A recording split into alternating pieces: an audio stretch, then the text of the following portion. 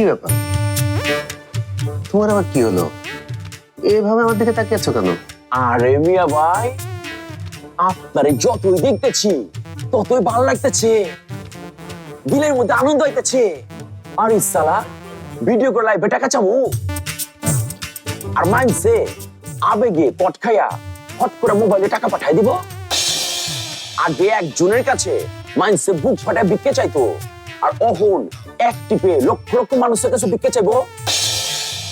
সপ্তাহে 1 টাকা করে দিলেও তো লাখ টাকা। কি বুদ্ধি আপনার মিয়া ভাই, তুই আছিলেন একদিন আপনার মিয়া ভাই। থুতু দেখছো কেন? এটা তো মাথা না, এই মাথাটা সোনা দিয়ে মুড়ো রাখানো কারবার, কেন নজর না লাগে। মিয়া ভাই আপনি এটা কি শুনাইলেন? আমি তো পুরো তবদা খেয়ে গেছি গে। আপনি পাউডাও গান না বলে ছালাম করে লই। কি করছেন? লাগবে না না না লাগবো। এখন আপনি কোন আপনি কি কি লাগবো? ভিডিও করার সরঞ্জামাদি লাগবে। এটা কোনো বিষয় হলো মিয়া ভাই? কি কইতেছেন? এই সিদ্দিকা মহল্লার সব তীরে বাঘের যদি চাবি পর্যন্ত খাইতে পারে, আর আপনি এটা করতে পারবেন না? সিদ্দিক ভাই, একটা চা দাও। আচ্ছা বিক্রি বন, এইসব ছোট কারবারি সিদ্দিকার করবো না। কেলা লটারি দিচ্ছ রে মিয়া? আরে তুমি আছো ভাই লটারি নিয়ে, লটারির দ্বারা সিদ্দিকে দাঁড়ে না। মিরাজ ভাই চলেন।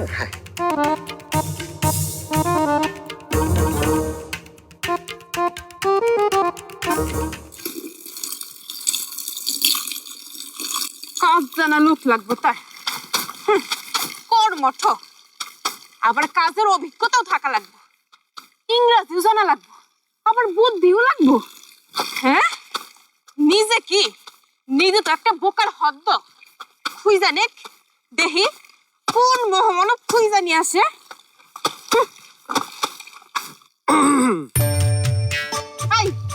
আপনি এখানে, আপনি কেন আইছেন? হাসেন কেন? হাসি বন্ধ করেন, বন্ধ করেন কইতেছি। এই অসময়ে কেউ কাপড় কাচে? আমি কাছি, আপনার সমস্যা? না না না, কোনো সমস্যা নেই। তাহলে এখানে আইছেন কেন? দেখলে তো মনে হয় ভাজা মাছ উল্টায় খাইতে জানেন না। তলে তলে তো ঠিকই। আরে আবার হাসেন? আপনার হাসি দেখতে না আমার গা জ্বলা যায়। জান তো, সামনে থেকে যান। যে আপনার সব কাজ করে দিতে পারবো সেরকম একটা মহামানব খুঁজে নেন গে, যান। সেটা তো আমি আগেই ঠিক করে রেখেছি। ও তার মানে সব লোক দেখানো না? তা বলতে পারেন।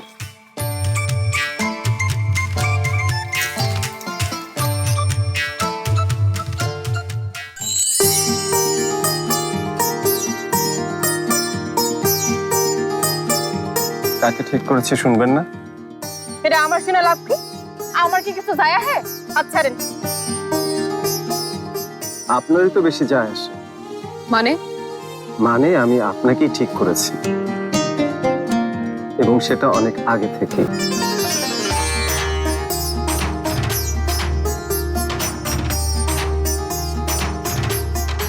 আপনার কথা শুনে আমার মনে হয়েছে যে এই কাজের জন্য চোখ বন্ধ করে আমি আপনার উপর ভরসা করতে পারি। তাইলে এতক্ষণ আপনি আমার লগে দুষ্টুমি করছিলাম, মানে আমি দেখতে চেয়েছিলাম এই কাজের প্রতি আপনার আগ্রহটা কেমন। আপনি আসলে একটা মহাফিজ।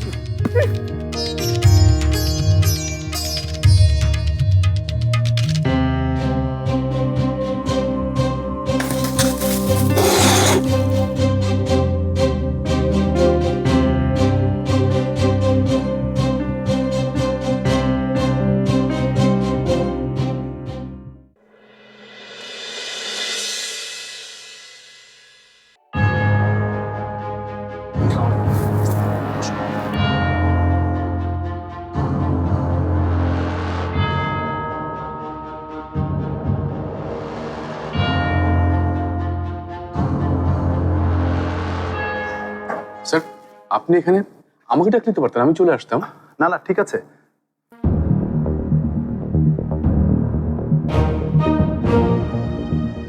স্যার কোনো সমস্যা?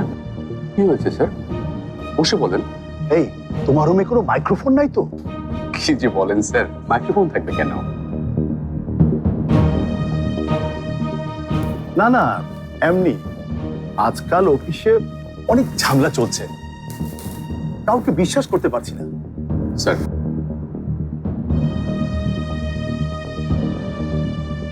স্যার আপনি কি কোনো কারণে কাউকে সন্দেহ করছেন? কেন, তুমি কি কিছুই জানো না? অবশ্য জানবে কি করে, তুমি তো আর কোনো অফিস পলিটিক্সে নাই। থাকো তো নিজের কাজ দিয়ে, তুমি তো আবার এই অফিসের সবচেয়ে ডেডিকেটেড এমপ্লয়ি। শোনো, আমাকে মনে স্যাক করবে, আমার রুমে ক্যামেরা মাইক্রোফোন লাগিয়েছে, তাছাড়া ফোনেও ট্র্যাক করছে। কি বলছেন স্যার এসব কিছু? আপনি হচ্ছেন এই অফিসের সিইও, আপনার সাথে কেন এসব হচ্ছে? কারণ আছে মিজান, এই অফিসের কেউ একজন। স্যার চা কফি কিছু খাবেন? এই তুই শার্ট করে ঢুকে পড়ো, পারমিশন নিয়ে তো ঢুকবে নাকি? না স্যার, ভাবলাম এতদিন পর স্যার আসলো আপনার রুমে। এসেছি তাতে কি হয়েছে, ফুল দিয়ে বরণ করবে নাকি? এই তুমি যাও তো, যাও যাও। আচ্ছা স্যার।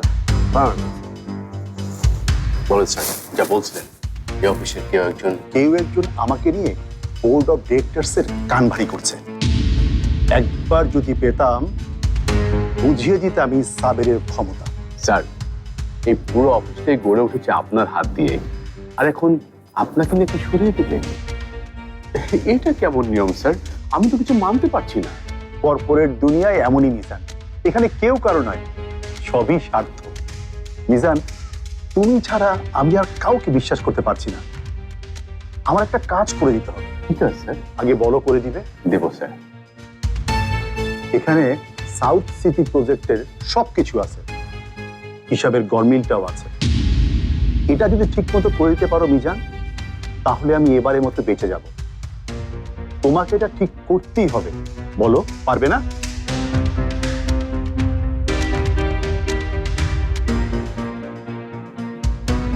আমি কি পারবো স্যার? পারলে তুমিই পারবে। কাজটা কিন্তু কনফিডেন্সিয়াল, তুমি একা একা করো, খুব সাবধানে। আমি উঠি তাহলে। স্যার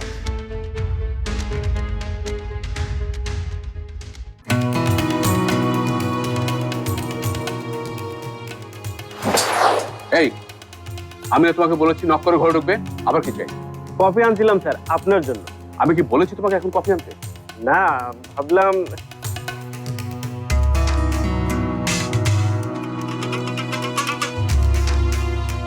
কি খুঁজেন স্যার? এটা তোমার না জানলেও চলবে। আপনি বসেন স্যার, আমি খুঁজে দিতে। যাও, তোমার খুঁজতে হবে না, যাও।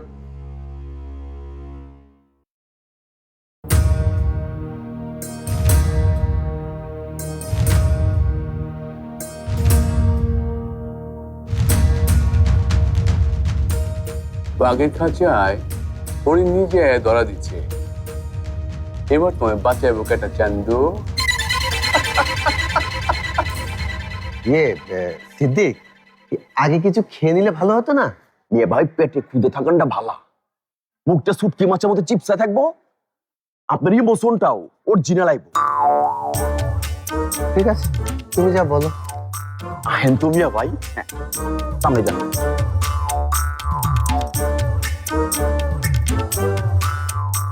আর একটু সামনে এসে কারণ, একটু সামনে এক স্টেপ। হ্যাঁ হ্যাঁ হ্যাঁ, ঠিক আছে। মিয়া ভাই গালের চামড়াটা একটু ঝুলে দেন তো, দেখে যেন মনে হয় না খাইতে খাইতে আপনার শরীর থেকে মাংস গুলেন খইসা পড়তেছে। ভাইজান সমস্যা তো আরেকখান আছে। কি? মিয়া ভাই আপনার বুড়ি খানে কিন্তু মানাইতেছে না। আরে বুড়ি দেখে পাবলিক তো বুঝে পারবো না যে আপনি না খেয়েছেন। তাহলে কি করব? কথা কৌনের সময় মিয়া ভাই বুড়ি খান এমনি চার পায়ে ধরে রাখতে পারবেন? পারবো।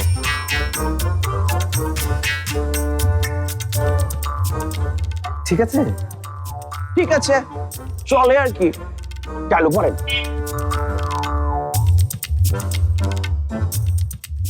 আসসালামু আলাইকুম প্রিয় দর্শকবৃন্দ, আমার নাম মিরাজ তালুকদার। বহু বছর ধরে আমি বেকার জীবন যাপন করছি। উপরওয়ালা আমাকে একটা ভালো গুণ দিয়েছে, আমি খুব ভালো ভালো আইডিয়া ভাবতে পারি, কিন্তু আমার এই আইডিয়ার দাম কারো কাছে নেই। আমার পরিবারের কেউ আমার এই প্রতিভা মূল্যায়ন করে না, আমার কষ্ট কেউ বোঝে না। আমার মা আমাকে ভুল বুঝে বাড়ি থেকে বের করে দিয়েছে। আমার বউ আমার সাথে কথা বলে না, আমার থাকার কোনো জায়গা নেই, আমার পকেটে একটা টাকা নেই খাওয়ার জন্য। মিয়া ভাই আর একটু চলো মারেন ডায়লগ, ইমোশন মিশাইয়া আস্তে আস্তে কর, যাতে আপনার কথা শুই না মানুষের পরাণ মোমবাতির মতো গুইলা গুলা পড়ে।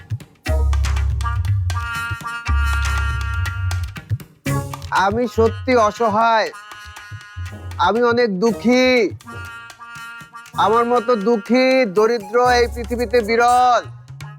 আমার এই দুরবস্থায় আপনাদের সাহায্য আমার একান্ত কাম্য। কি তামসা দেখবে লাগছেন? কাম কাজ নাই কোনো, যান শুরু করেন মিয়া ভাই। এই নিষ্ঠুর দুনিয়ায় দুবেলা দুমুঠো ভাত খেয়ে বেঁচে থাকার জন্য আমি আপনাদের কাছে হাত জোড় করছি, আমাকে সাহায্য করুন। দারিদ্র্যের নির্মম কষাঘাত থেকে আমাকে উদ্ধার করুন প্লিজ।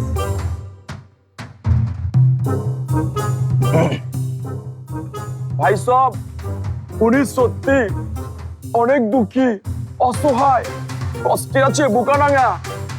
উনার মতো এমন ভালো মানুষ আমার দুনিয়া আমি এক পিছু দেখি না। তাই আপনারা যে যার যার মতো যার যে ক্ষমতা আছে সেই ক্ষমতা নিয়ে তার পাশে দাঁড়ান, অসহায় মানুষের পাশে দাঁড়ান, সুস্থ মানুষের পাশে দাঁড়ান।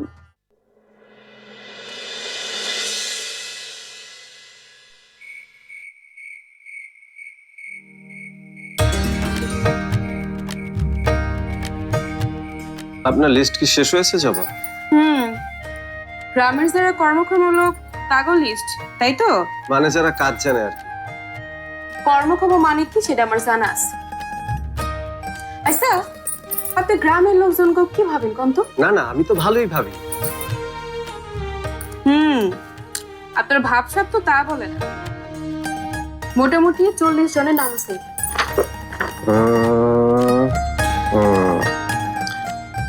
সার্ভে করার সময় কি প্রশ্নগুলো করতে হবে সেটা সবচেয়ে গুরুত্বপূর্ণ জবাব।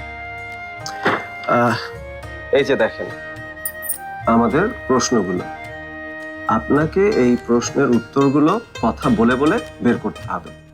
ওদের বয়স কত, ওদের পরিবারের সদস্য সংখ্যা কত, কি কাজ পারে, কি কি করে, এগুলো আমাদের সর্ট আউট করতে হবে। ও সর্ট আউট মানে হলো সমাধান করা, তাই তো? আমাদের কাজ হলো প্রত্যেক পরিবারের কর্মক্ষম ব্যক্তিকে খুঁজে বের করব এবং তাদের ওই বিষয়ের উপর প্রশিক্ষণ দেব। আগামীকাল থেকে আমরা কাজ শুরু করে দেব। তাহলে কি সবার জন্মের শোনা লাগবো? বলে ভালো হয়, না বলতে পারলে অ্যাপ্রক্সিমেট বয়সটা লিখতে হবে। অ্যাপ্রক্সিমেট মানে আনুমানিক, জানতেন তো? আরে কাশির সমস্যা হইতেছে নাকি? তুলসী পাতা বাইতে দিব? আরে না না, ঠিক আছে। ওই এই যে দেখুন আমাদের অন্য প্রজেক্টের ছবি, এইভাবে আমরা হাতে কলমে প্রশিক্ষণ দিয়ে থাকি।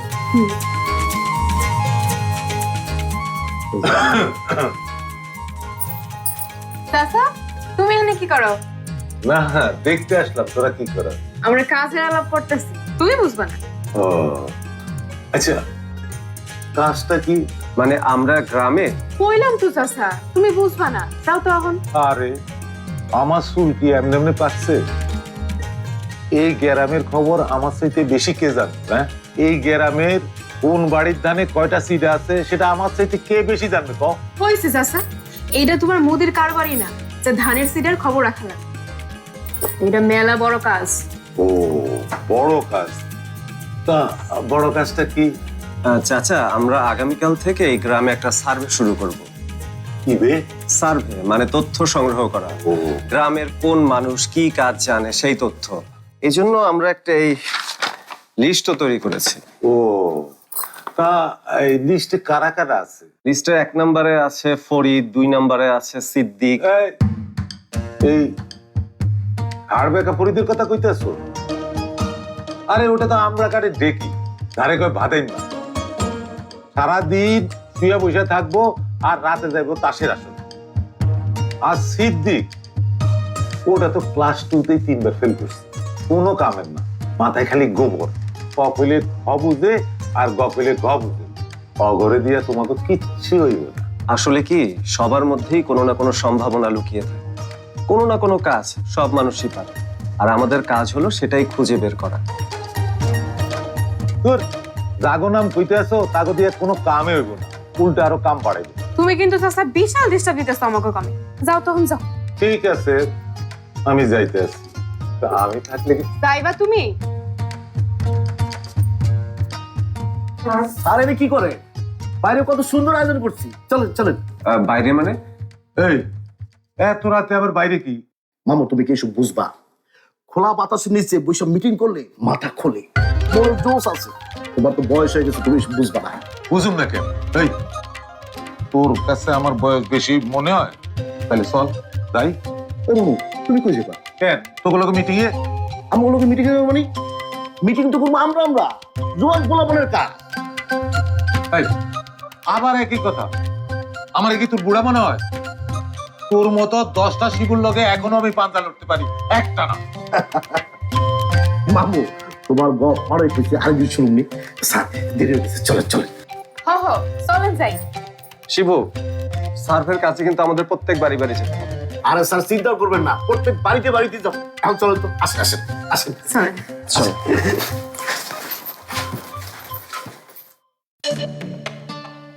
ঘটনা কি? ওরা আমার নিতে চাইল না কেন? নিশ্চয়ই কোনো ঘাপলা আসছে। এই শহরের পোলাপন্ত বিশ্বাস করতে নাই, আমি নিজেই যাব, দেখুন আসলে ওরা কি করে। মা, দরজা খোলো মা। মা, আমার হোমওয়ার্ক করতে হবে তো, দরজা খোলো। মা, সেই কখন থেকে দরজা আটকে আছে, কি করছে ভিতরে মা?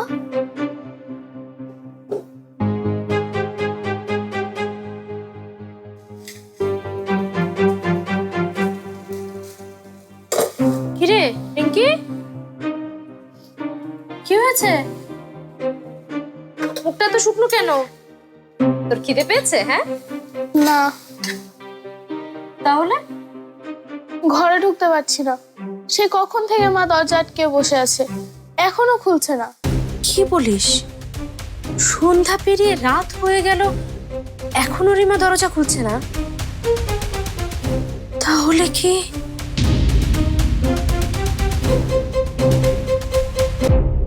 বাবা, মনে হয় খারাপ কিছু ঘটে গেছে। কি হয়েছে আবার? পাত্র পালা গেছে নাকি? না না, কেউ পালায়নি, কিন্তু গলায় দড়ি দিয়েছে মনে হয়। গলায় দড়ি? হায় হায় হায় হায় হায়, কয় কি? কে দিছে? বাড়িতে কি পুলিশ আইবো নাকি? রিমা গলায় দড়ি দিল নাকি? রিঙ্কিকে পাঠিয়েছি, রান্নাঘরে দড়িটা আছে কিনা। যদি সত্যি সত্যি দড়ি না পাওয়া যায়, আম্মা। ফার্স্টই খালি দড়ি দিয়াই লয় নি, উন্না দিয়া লন যায় না? এ পাও কিছু তো রে? না,